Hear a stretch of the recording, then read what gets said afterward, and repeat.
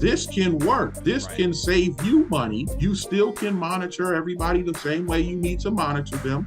And the work-life balance would work a lot better for you. Which side are you on? Which side are you on? For folks who did not know, workers at the AT&T call center on Clinton Avenue, they're union. They're unionized. They're organized with the Communication Workers of America Local 3905. Just a fun fact for you, their strike in 2019 against AT&T involving 20,000 Southern workers, that was the first picket line that I was ever on. So I like to tell that story when I can. But right now, the local management at AT&T is trying unnecessarily to bring these folks back into the office, and we've got on the line now president of the local union, Mustafa Hassan, to talk to us about this. Mustafa, thank you very much for taking the time. Thank you for having me. Absolutely. So, first let's set the stage for understanding the gratuity of this return to work order. We talked a couple of weeks ago or a week ago about this, and my understanding is that this is not an order that's coming from the top of the company. This is something that regional management is doing superfluous. Like, they don't have to do this, right? Well, yes and no. Actually, it is coming from the top of the company. What has happened is we were in an agreement with the company to work from home. Just to kind of give you some history on that, initially before the COVID outbreak started, CWA approached AT&T even before there was a positive test in the mainland United States and said, hey, there's a potential problem here. Let's get out in front of this and let's look into working from home, for the safety of our members. AT&T finally did agree to that. And we set up a MOA, where the company and CWA both agreed, hey, we're going to set it up so they can work from home and still do their job effectively. Now, that was an agreement with National CWA as well as AT&T. What has happened is the agreement has been extended a few times throughout the COVID pandemic. We've come to a time now where the most recent agreement comes to an end September 30th. Management has started to call people back into the call centers. This does affect all the AT&T call centers nationwide. However, CWA and AT&T did agree to another extension where it is left up to the different department heads.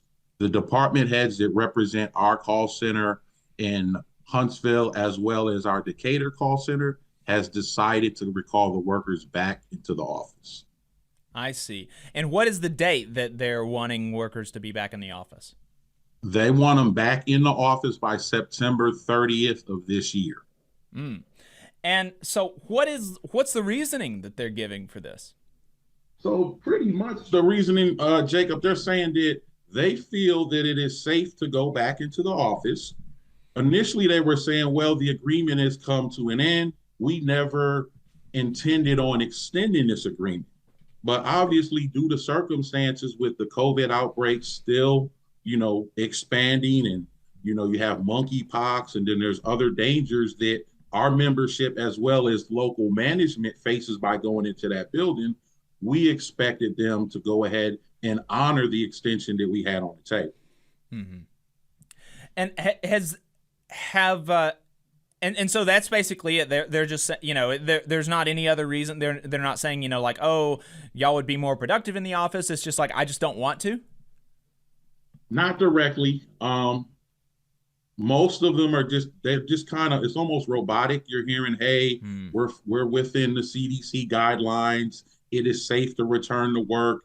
This was never going to be permanent, which we understood that, right? When this first broke out, we said, this is an agreement. It's a temporary agreement. It's not actually a contract. It's an MOA, which is a difference, which is an agreement. We both say, okay, for the safety of the members as well as management, will allow you to work at home. So now, throughout the process, because we've gotten extensions, we expected the company to do the right thing and give us another extension. Throughout this, we've lost members to COVID. that worked in that Clinton office as well as throughout the country. I know in the Minnesota office, they lost a couple people to COVID as well. So this is not just a local issue. This is a national issue that they're really not giving us a direct answer of why right now is the time to bring everybody back. Or, I mean, why even at all? So many companies across the country and right here in Huntsville are allowing their workforce to at least most of the time work from home because they have seen that they've seen that it's not hurt productivity for workers to be at home.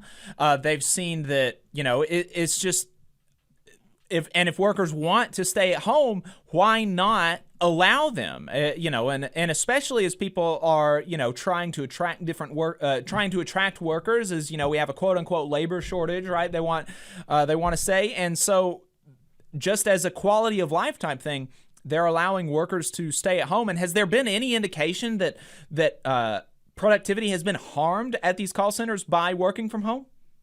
Good question. Not at all.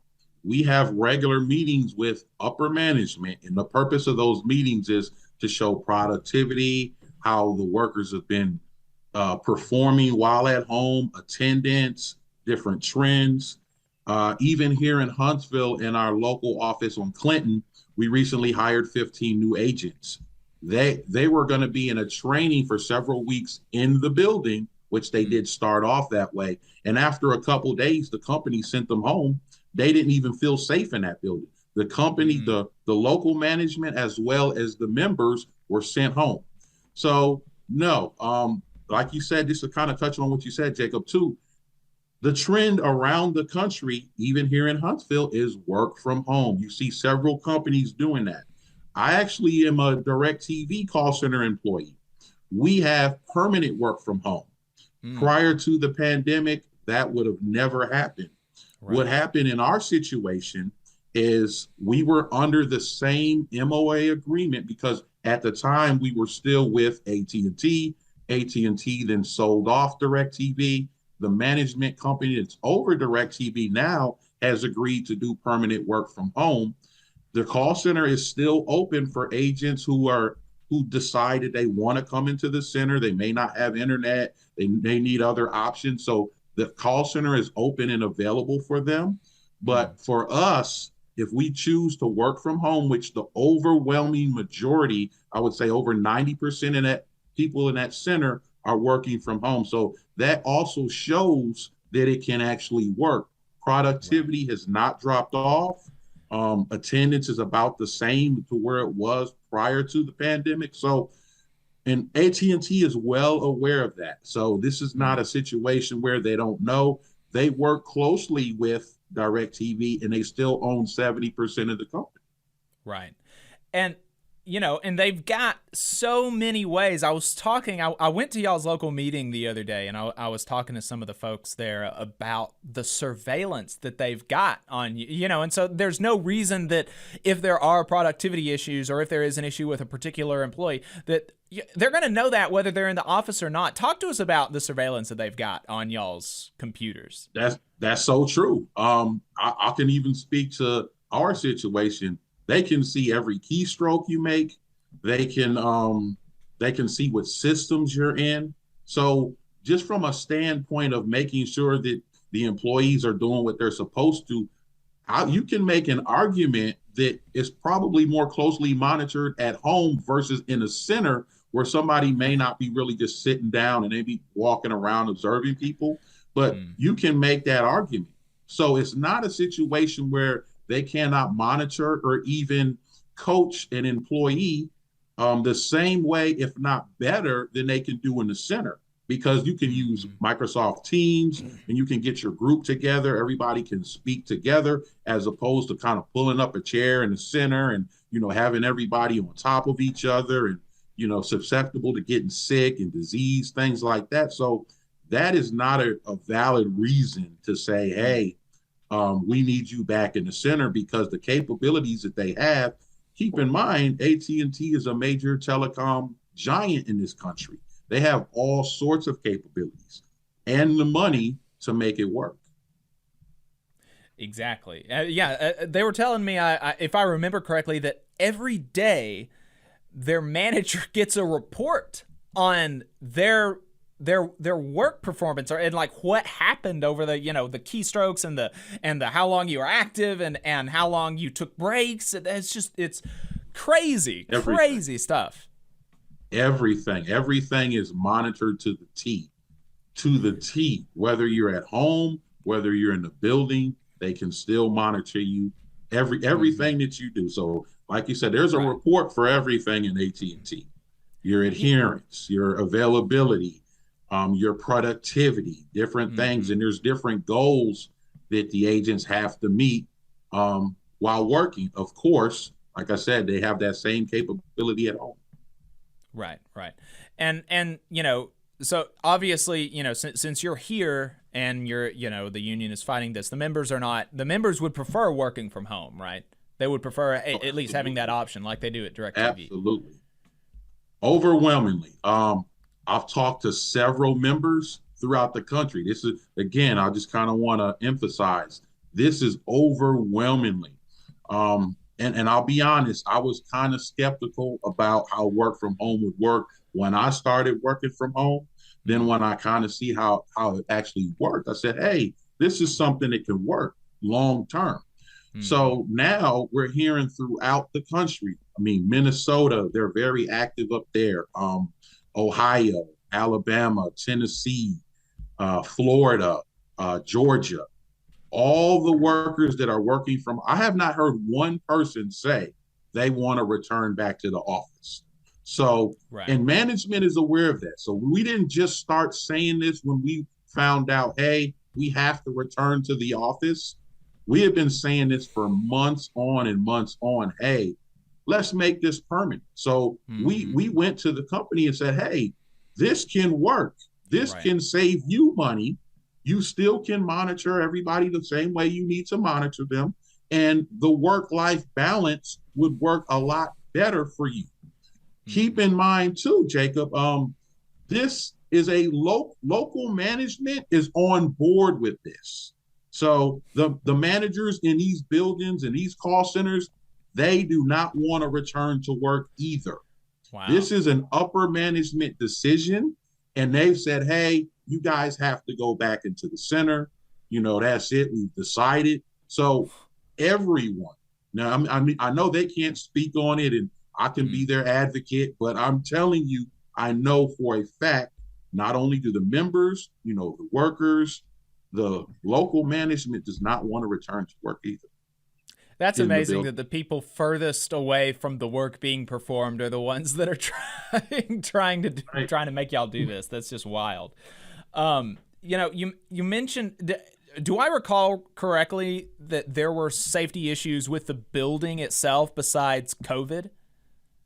Yes. The buildings are very old. The building in Decatur, as well as at the Clinton location in Huntsville, specifically, there's a lot of issues in that building.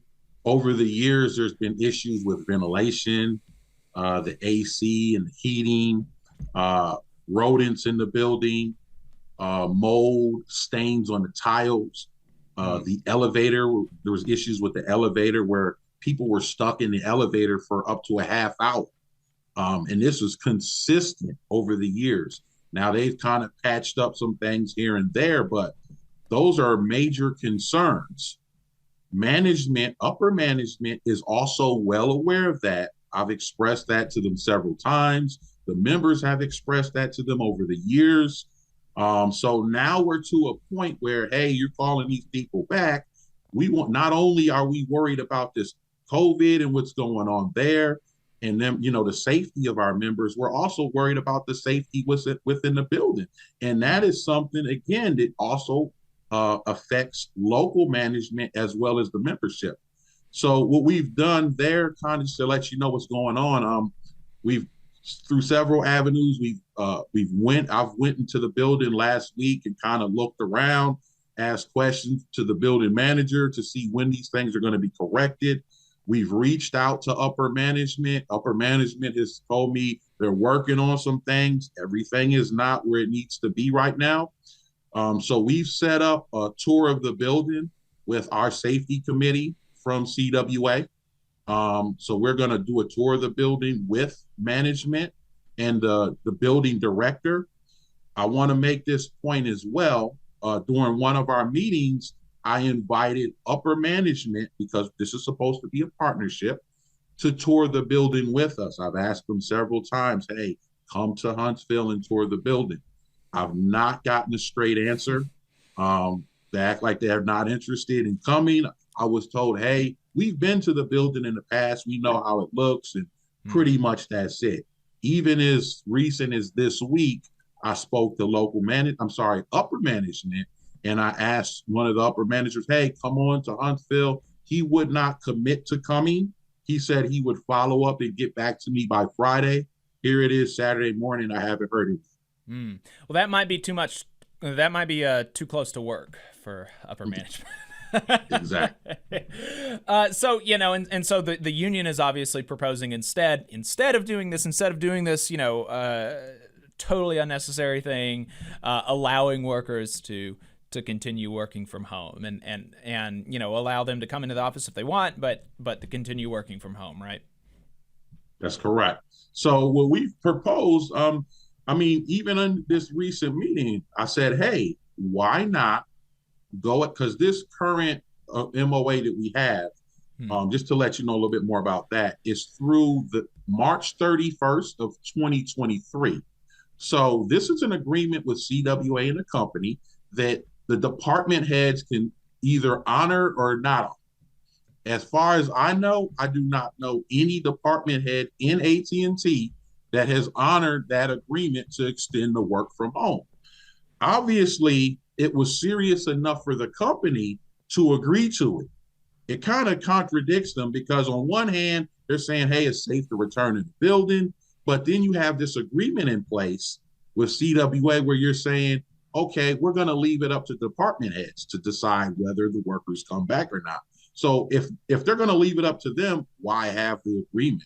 Obviously, there's something there where even the company felt that it's serious enough to go ahead and make this agreement. Now, in that meeting, I brought that point up as well. I was told, well, that was set up just in case of an emergency. My argument to that is, it doesn't take long to set up this agreement. The framework for it is already in place. Let's say if an emergency arises, we can just instantly set it up in a day. So that really doesn't hold any weight to me. I felt like that was an excuse and a cop-out, and nobody wants to really address the real problem. So is there anything that folks outside of the local can do to help? Yes, our labor community, you can join us in this fight. We have a petition that was started by our Minnesota local, which last I checked had over 7,500 signatures to make work from home permanent, or at least consider making it a permanent option. Jacob, I can send you the link to that, and if you can spread that out, that'll be great. Also, if anyone wants to help out in any activities that we have set up, we have regular Zoom calls with our membership, as well with a membership that we have up in Minnesota. I keep mentioning Minnesota. Let me mention them a little bit more. They have a Zoom call every Thursday that people can join, and we just kind of put our heads together and come up with different ideas. I feel like we can get this out in the media.